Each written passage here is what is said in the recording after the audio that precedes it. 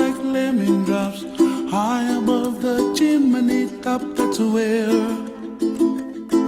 you find me, oh, somewhere over the rainbow, bluebirds fly. This is the first room that Sweet Dreams created back in 2007. Sweet Dreams was created in 2006, and before we received tax exemption, we decided that we were going to give Braycen his dream room just to prove to the IRS that this is something that I was serious about. I started it when I was 21, and it was just a very long process.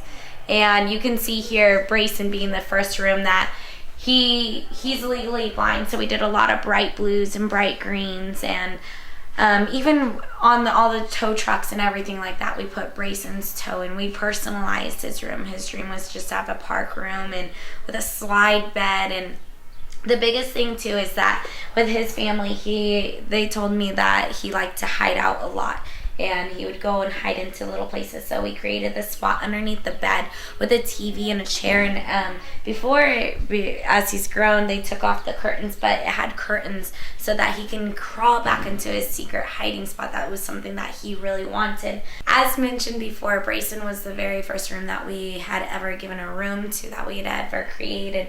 And it was before we were tax exempt, so I was on a very limited budget. And we actually found like this bed right here off of Craigslist. We bought it for, I believe it was about $300 if I remember off the top of my head correctly. And painted the slide so that it looked like a little road for him because he wanted the cars and trucks. And the apples, we found these apples at the dollar store, and I sliced them in half and hot glued them actually to the wall, and brought in a muralist who was willing to donate her time and was involved with a few of the projects and still is involved. Her name is Nikki.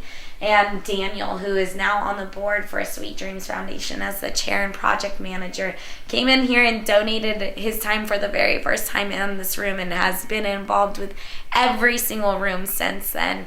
So even like, for instance, this toolbox, it was donated to us from a company called Color. And it was really neat how the community came together.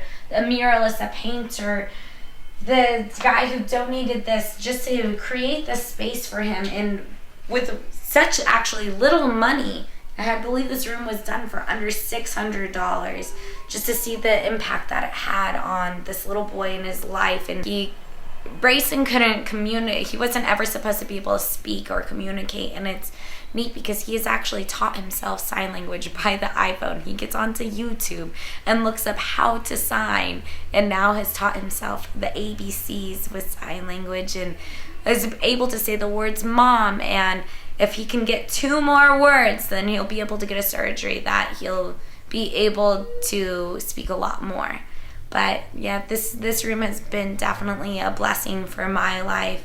And it's been a blessing to have Virginia and her mother, Twyla, also very involved with Sweet Dreams Foundation now. Virginia being on the board too.